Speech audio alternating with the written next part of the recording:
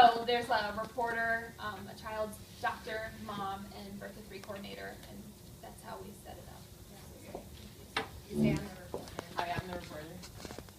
I'm the doctor. I'm the mother. And I'm a birth to 3 coordinator. Okay.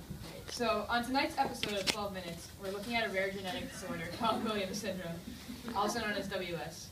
The disorder is so rare, in fact, that estimates for its prevalence range from 1 in 20,000 to 1 in 7,500. It is possible that the disorder was underdiagnosed in the past due to a lack of understanding of genetics. Joining us now is Joan Smith, the mother of Evan, who has WS. Also with us tonight is Dr. Tanner, who has been treating Evan and other children with WS for over 10 years. Our last guest will be Mia Johnson, Evan's birth to 3 service coordinator, who arranges therapies for Evan and children with many other genetic disorders and disabilities. To begin, Doctor, would you mind explaining to us what exactly WS is? WS is a rare genetic disorder caused by a lack of genetic material on chromosome 7. The material that is absent in children with WS is supposed to contain more than 25 genes. When mothers and fathers' reproductive cells are dividing, something goes wrong and these genes are deleted. But the exact mechanism by which the deletion occurs is still unknown. This lack of genetic material results in developmental delays which range from mild to severe, learning disabilities, and cardiovascular issues caused by misregulation of the protein elastin. Key features of WS include hypersociability and elfish features such as a small upturned nose, full and long lips, and small chins. Our interesting phenomenon that we see in some individuals with WS is an increased affinity for music, which is correlated with differences in the primary auditory cortex. The exact neural mechanism by which the affinity for music develops is the topic of emerging research. And at what point in the lifespan is this disorder typically identified? Sure, many children with WS presents in children at their birth and is typically recognized early in life by pediatric doctors because of physical characteristics associated with the disorder. Doctors' suspicions are confirmed using blood tests. More specifically, the test used is known as fluorescent in situ hybridization, or FISH, that is able to detect the deletion of specific genes on chromosome 7. In some cases, however, symptoms of WS may not be apparent and diagnosed until later childhood. And are there any known means of prevention for WS?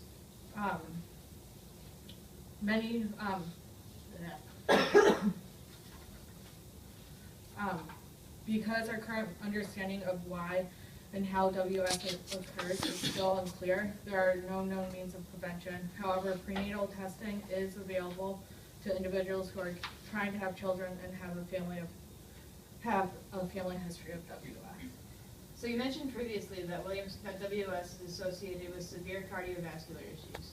How are these issues addressed, and how do they affect the quality of life of children with WS? Actually, the treatment of the cardiovascular issues associated with WS is very controversial within the medical community. For example, one of the conditions associated in WS is peripheral pulmonary artery stenosis, but professionals within the medical community still quarrel over which methods of treatment led to the best prognosis. However, in spite of all medical and surgical interventions the sciences has to offer, the individuals with WS live a shortened lifespan. Could you elaborate on the medical and surgical interventions available to children with WS that you just mentioned?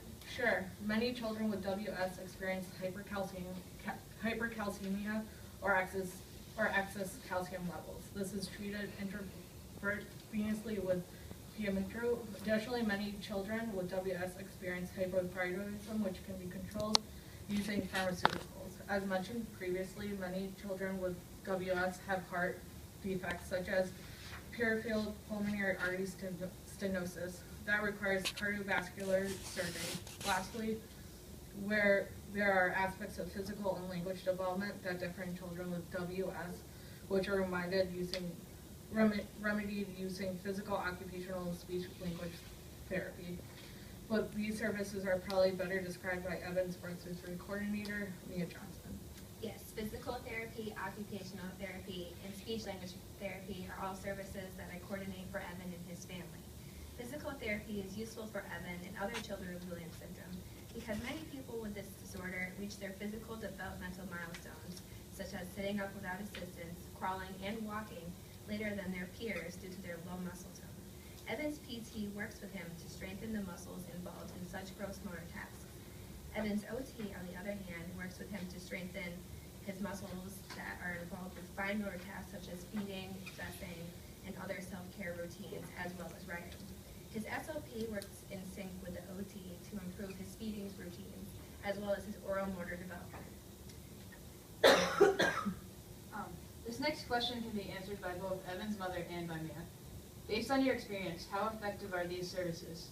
How do they affect Evan's overall prognosis and quality of life? With the proper support, such as the services provided by Birth to Three, children with WS can progress dramatically and ultimately live independently while completing a high level of education.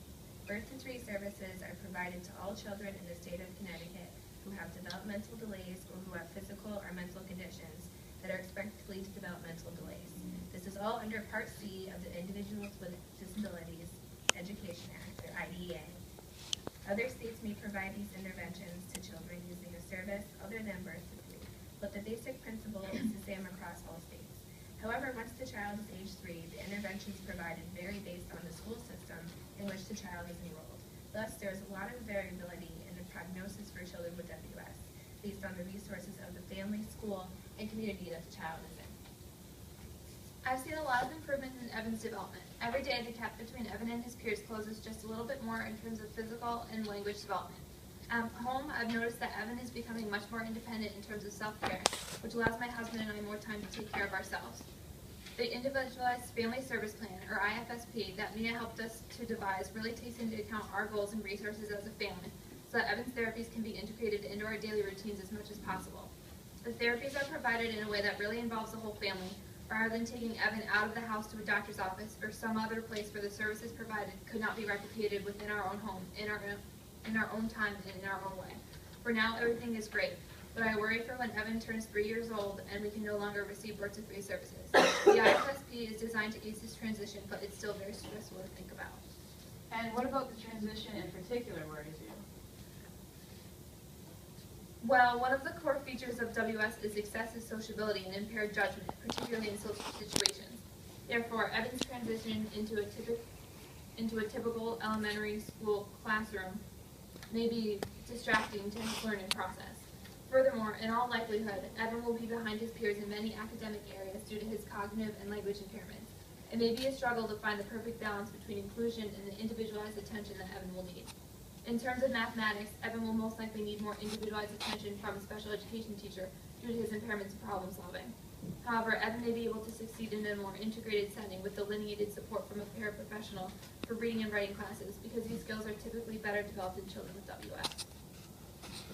Yes, to add to what Joan said, Evan's physical, occupational, and speech language therapy will no longer be provided in the family setting that is under the IFSP. When Evan enrolls in his town's public school, they will create an individualized education plan which will outline the provisions for providing these services in a more segregated setting. Mrs. Smith, you mentioned that you anticipate some difficulties in integrating Evan into a typical elementary school classroom. What other family challenges and issues do you experience or foresee that are linked to the features of WS? As I touched upon previously, Evan is extremely social and highly distractible. This can make everyday activities such as eating and dressing take much longer than it would for a family with typically developing children.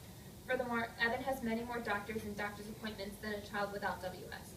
The cost of his medical conditions is extremely high and has consequences that resonate throughout the family.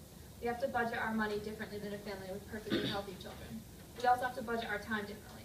We are constantly asking ourselves, who's going to take Evan to his doctor's appointment? Will we need to take off from work?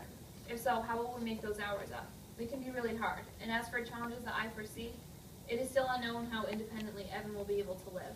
Who will take care of Evan once his father and I are gone? Will he be able to have a job? The answers to these questions are still unknown because Evan is so young. And what are some questions or concerns that you have for Evan at his current age? I worry that Evan will be treated unfairly because of the prejudices and stigmas that surround WS and disability in general.